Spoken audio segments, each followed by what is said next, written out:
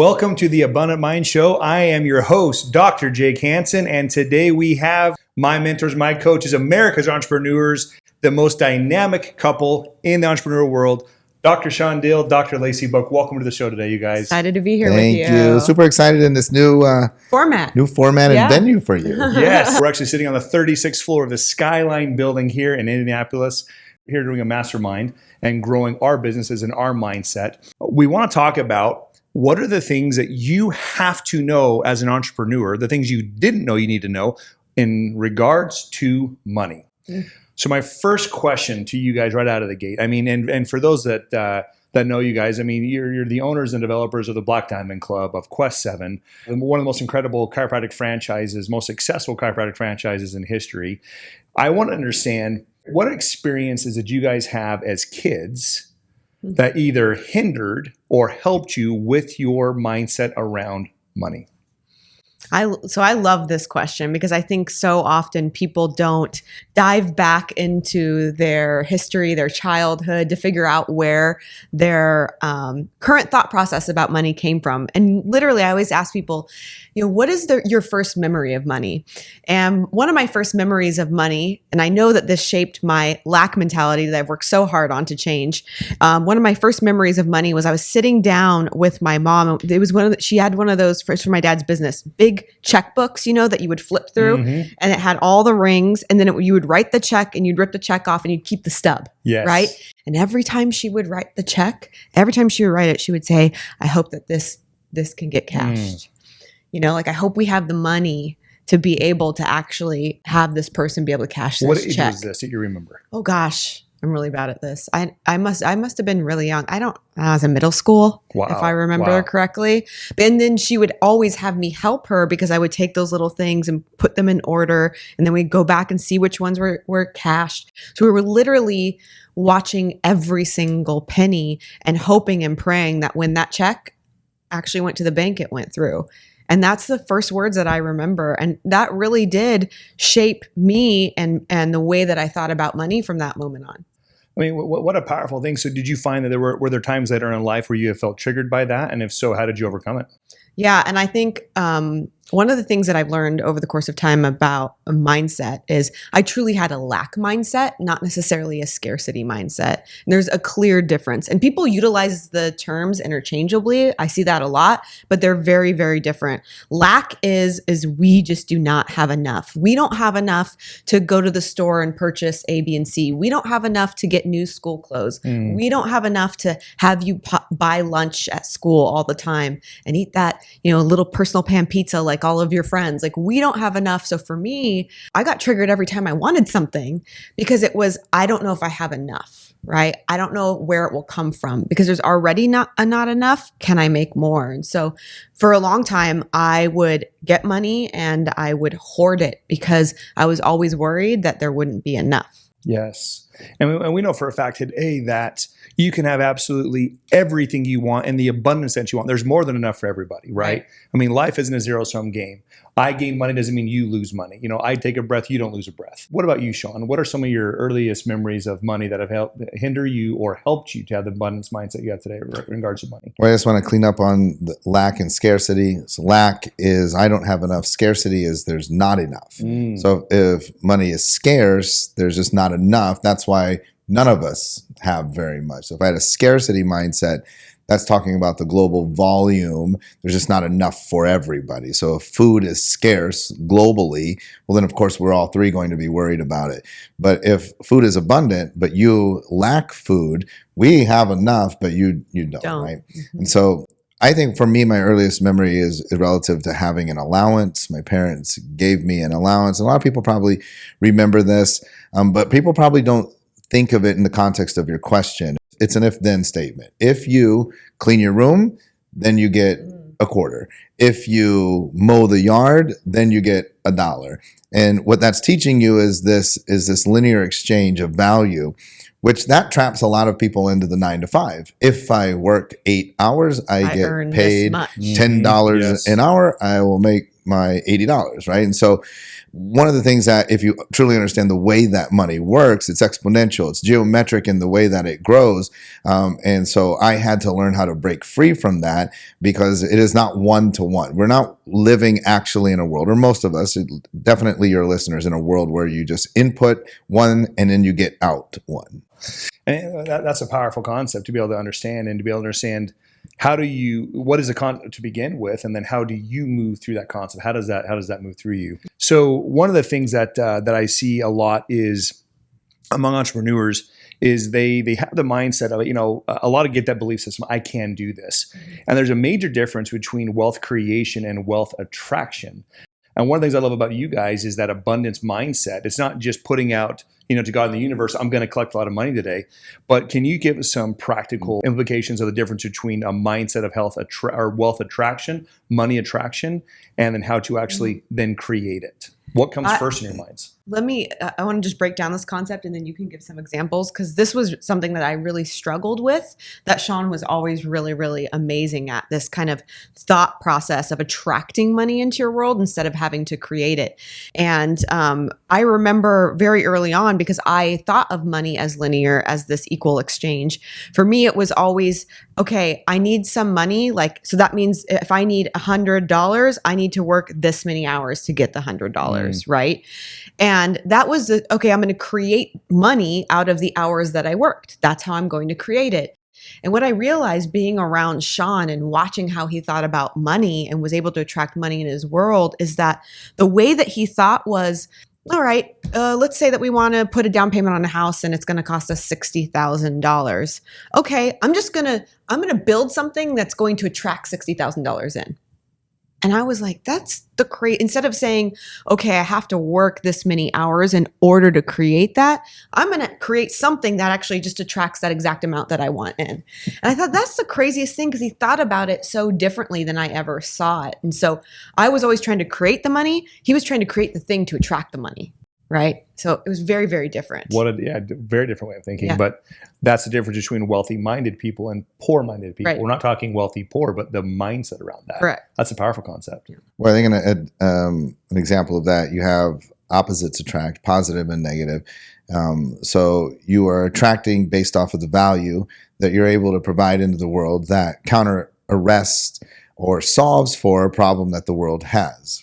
If you're like, man, people really need more electricity, I have a plan to convert the sun into electricity. Well, this is extremely valuable. Now you're in the space where you're attracting. This is not to say that you thought like, well, I would have to create 1.3 million solar panels. That's very different versus I'll have to solve for this problem. Once I have solved for the problem, now I have a vehicle that will attract wealth into my life. And so I think, we're always saying solve people's problems and they will pay you later. You have to come up with solution sets for people. And it has to be necessarily problems that they are actively trying to solve, not problems that they don't know they have. Yeah. Yeah, absolutely.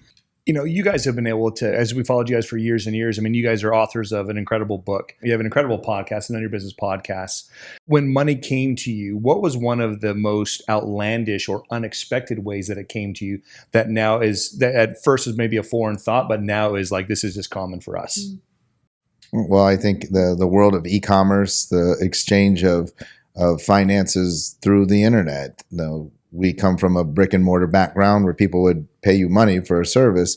Understanding content creation, exchange of information, access, mentorship. We did during the pandemic, was it during the pandemic? We did a virtual workshop where and that was one of the examples. We were trying to build the down payment for a house during the pandemic. We did this virtual workshop. And we had $1 million collected in one day during one of these workshops. Well, that was an interesting thing to happen, something that expands your mind as to what's possible. Of course, we still had to service it on the backside, right? But and we did that from our basement, right? And that's what's pretty crazy to think. Like we never even left our house, and we're able to do that.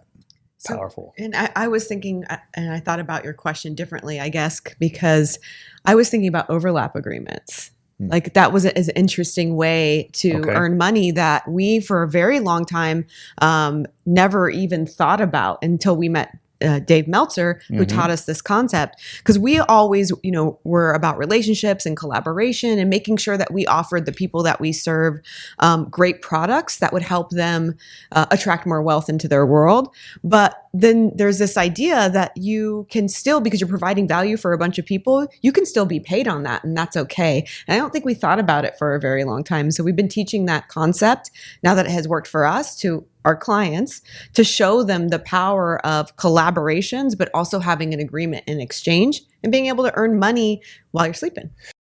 I find one of my talents is being able to connect people, saying, hey, Right. You have this talent, you have this major need. And instead of just making it happen, how would one go about connecting someone that needs someone else's value and being able to benefit from that yourself? Well, you find other verticals that your clientele is consuming. Let's say that I printed business cards. So for every card that I printed, it had your name, your email, had a Gmail email, and your phone number. And so I might ask you, like, hey, Jake, do you have a website? Not because I do websites, but I noticed that on your business card, you didn't list a website. And you might say, yeah, it's one of those things, like I've been thinking about it, or, I have one, it's not very good, so I don't like to put it on my business card. But then I might say, like, well, Jake, my buddy James, he builds phenomenal websites. In fact, one of the things I noticed is that most of my clients that I print cards for that have their website listed, I asked them, who did your website? And they all say James. So if you'd like, I'd love to make an introduction. And what the thing is I had previously gone to James and said, in my line of business and business cards, I notice a lot of people come in here and they don't have websites listed. And the number one reason why they don't have websites listed is because they don't have a website, or they're embarrassed about their website. So would it be okay if I send those people to you so that you can do their website? And would it be fair if maybe I took 10% of The business that I send you, right? And so I'll be happy to make the referrals, whatever you charge on the website, if we maybe share in a 10% overlap, that would be great. And likewise, I'd be happy to give you 10%. So if people are getting websites done, you might say, look, now that you have this website, you're probably really excited and you may want some business cards. You might want to go down and talk to my buddy Shawn, because he does phenomenal 24-hour turnaround on business cards. And so we are able to now exchange business. And this really works well. A lot of people struggle with this inside the healthcare space. It really works well outside of the healthcare space. But a healthcare provider could be also finding other verticals, gyms, cryotherapy, spas, things like that, where you are engaging in some sort of an overlap agreement. So why is it, do you think that, because a lot of people, want to be able to give, but we can't give out of the abundance we don't have. Why is there a sense of guilt or selfishness that can come from that? And why is that detrimental to your money and your abundance mindset? I think that's taught. Yeah. It's something that happens. It's taught when you are young. Shame. Yes, we culturally, it's very prevalent in certain cultures, more so than others, but almost every culture has some degree of this where, we even tell our kids, like, don't be so braggadocious. When you hit a home run, don't flip the bat. Don't act like you're someone that you're not, all of these things. And so we really temper down this idea of success. We don't like that. When we see other people finding success, we will tell our kids, like, don't be like Johnny, like, see how, Don't brag like him. see how he's like just bragging. And what did he hit a single and then he was like doing a dance at first base? That like, makes don't the other that. kids not feel good. Yes. You hear those things. So I think that's right? learned a lot. And then we translate it, because then we're not comfortable when you got a promotion. You're not comfortable when you made your first million or your 10th million. You're afraid that other people are going to react to you in that same way. Yeah, and I was going to say, but that's a very limiting belief, right? I mean, Yes. when you feel that way and you feel negative emotions around something, shame or guilt or the fear of being judged, I mean, then that means that you can't fully step into the thing that you're trying to attract, right? If you're trying to attract money into your world, but you're vibrating at that level of shame and guilt, you'll never be able to attract the money that's actually necessary for you to serve more people. Yeah, and that is a powerful concept, and being able to recognize that. I know my wife and I, we've created, thanks to the Gottman method and thanks to Brian Bogert, we were able to create some trigger papers of why we triggered around this concept around money. Mm-hmm. Why did you have this mindset? Why do I have that? But being able to identify so we can root it is key, and then just practice putting it into place. I have one more question for you guys that I know our viewers are super excited to hear. So, what is an undervalued but indispensable tool you guys have both discovered now that you will never, ever, as far as the foreseeable future goes, do without when it comes to creating money? Oh, relationships. I mean, that for me is super easy. The value, the intrinsic ability to create money from relationships is massive. And I think that most people undervalue because they are looking at relationships in terms of what can I get? Like, oh, I'd love to, I'm looking for referral partners that can refer me business. Lacey and I love to look for collaborative partners with whom we can collaborate. So now it's a true win-win. Like, why don't we make something together? You mentioned Brian Bogart. We're working on a collaborative course together. So, what he's doing is great. So we could get into a scenario where we refer him business, and that would be fantastic. And he could refer us business. But to me, the real value is if we learn how to synergistically create something together. Maybe we share it 50-50. We are exposing it to both audiences, so our reach doubles by doing this. And we are going to make more money and impact more people by doing things together. Powerful. So since I have to give a different answer, although I love that one, Yes. You aren't able to attract money into your world, have great collaborative relationships, be successful in business if you can't get your mindset right. If you can't control what's going on in your head in between these two ears, everything else becomes very difficult. And so one of the tools that I created a long time ago and I give to all of my clients and utilize myself is something called the evidence journal. So often we get into a space where we can't see the evidence around us that we're moving towards our goals or moving in the right direction or that money is abundant and it's all around us. And so all you do literally is you just write down the thing that you're trying to focus on, trying to go after, trying to see, the mindset that you're trying to change. And every night before you go to bed, you write down the evidence that the universe provided you that day that you're getting closer to that. And that's super powerful in getting that mindset right, getting that vibration right, thinking appropriately to have the things that you desire. And that totally ties into, success is a choice. It doesn't happen by chance. Mm-hmm. When you are choosing to do those things, when you're choosing to, instead of thinking lack, thinking, how can I collaborate in order to be mutually benefit and grow? That's